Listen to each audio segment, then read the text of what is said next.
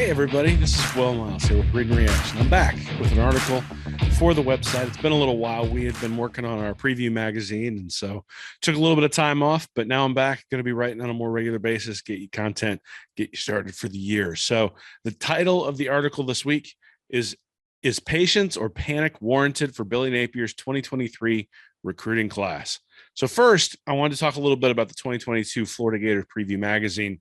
So Nick and I would really just like to thank everyone who supported our off-season endeavor of the digital Read and Reaction Preview Magazine, from the support that this community has shown us to the joy it's really brought us to hear that you're enjoying it. We just can't thank you enough.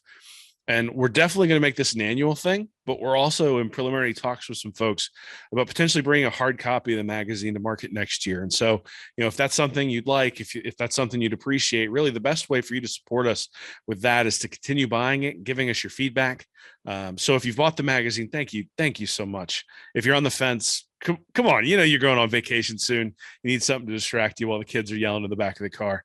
But seriously though, we really appreciate your support. I started this site. I didn't know what it would yield, and sales are great, but the friendships and the connections it's brought is far more valuable. So thank you very much for supporting us, and go Gators. And now on to the article. Panic or patience?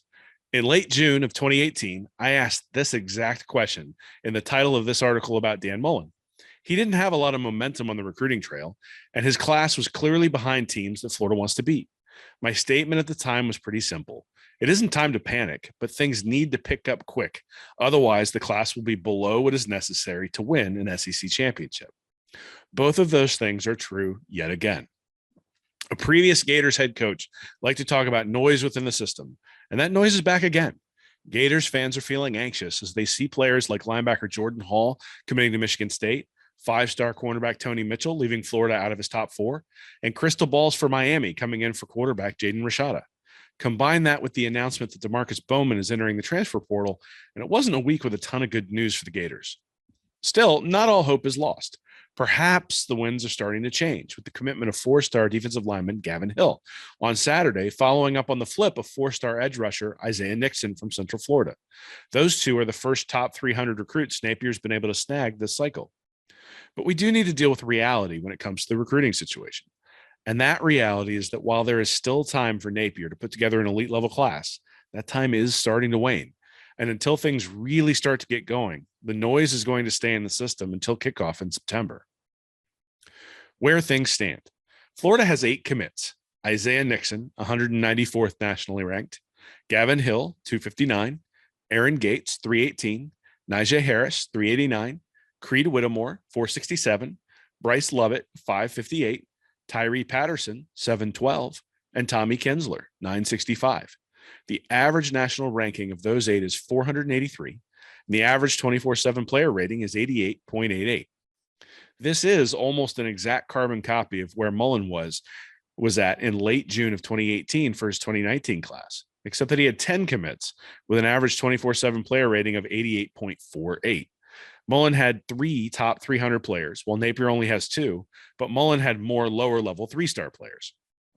The point is that Napier is going to have to differentiate himself pretty soon from his predecessor, or we can expect this class to end up fairly close to where that one did, 9th nationally, 90.56 average 24/7 player rating.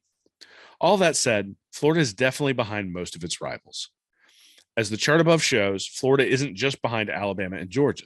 The Gators are also behind Tennessee, 24/7 rating of 90.16, LSU, 91.32, and FSU, 90.04. 3 teams that Napier is going to have to play and beat every season for this rebuild to work.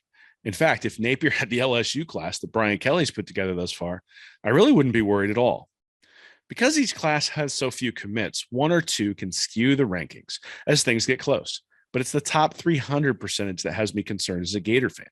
Florida's at 25% with 2 of its 8 commits in the top 300. Florida State's at 29%, Tennessee's at 36%, LSU's at 83%, Georgia's at 73%, and Alabama with 5 commits is at 100% top 300.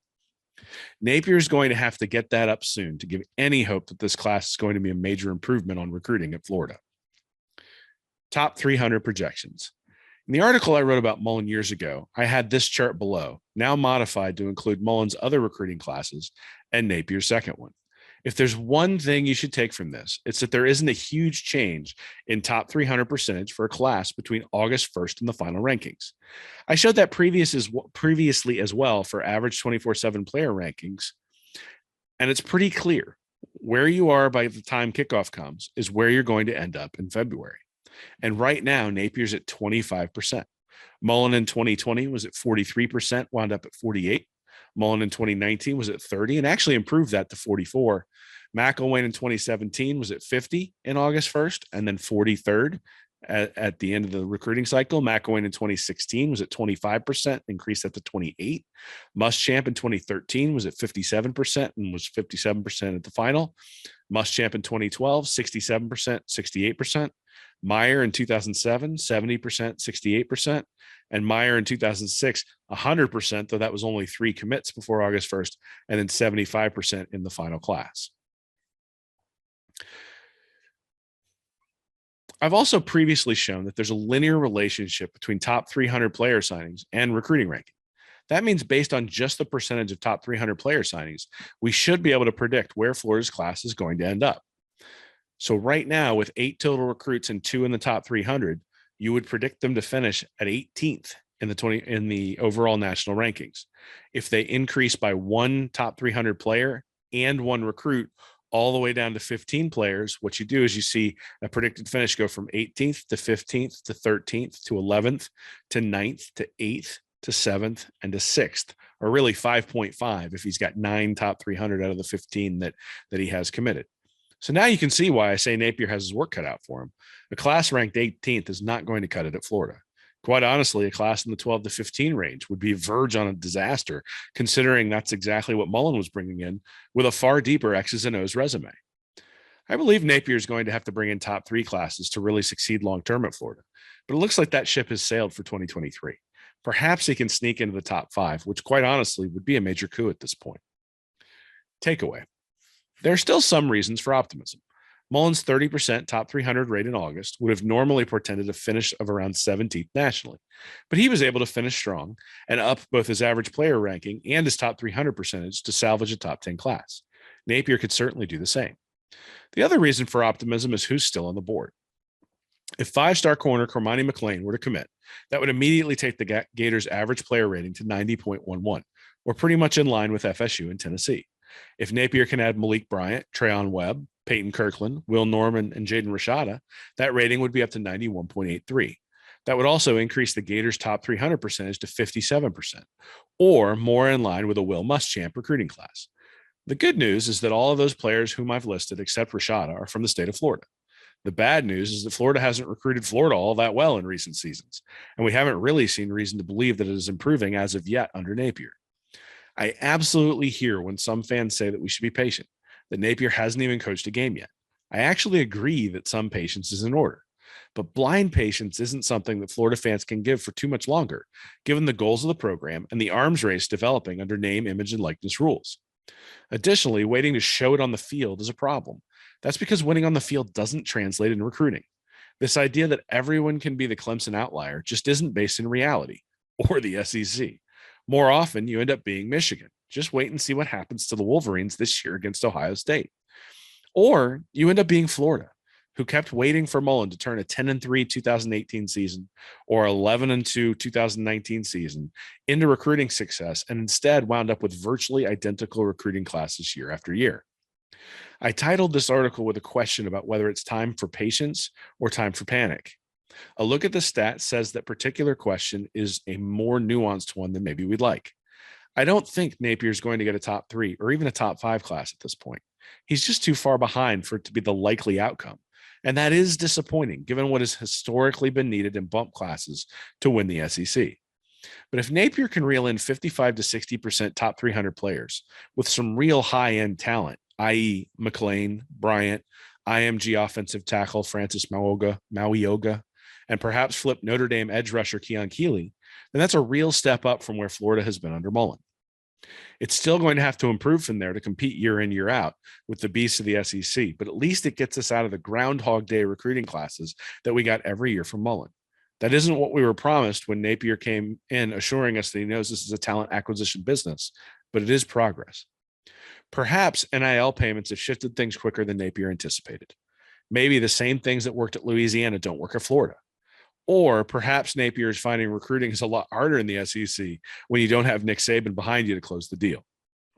Whatever the reason, things are going to have to pick up this year and fast.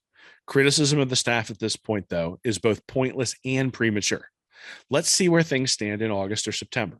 If Florida is still bringing in 3-star recruits without top 300 players, it will mean something is wrong.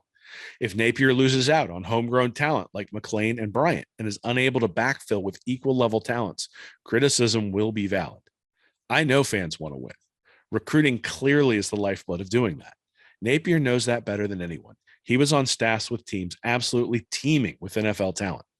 But throwing haymakers at the home coach isn't doing any good, considering where we are in the recruiting cycle. Fans can afford to give him the next 2 months to show significant progress. But after that, the gloves can come off. So that's my take on the 2023 recruiting cycle right now for Florida. Obviously, it's not where we want it to be, but I think there is some reason for optimism. A little bit of optimism, a little bit of pessimism in that article, both ways. Certainly, I think this is going to be a discussion that goes on and on and on. And quite honestly, you're going to have to be fourth overall to be fourth in the SEC.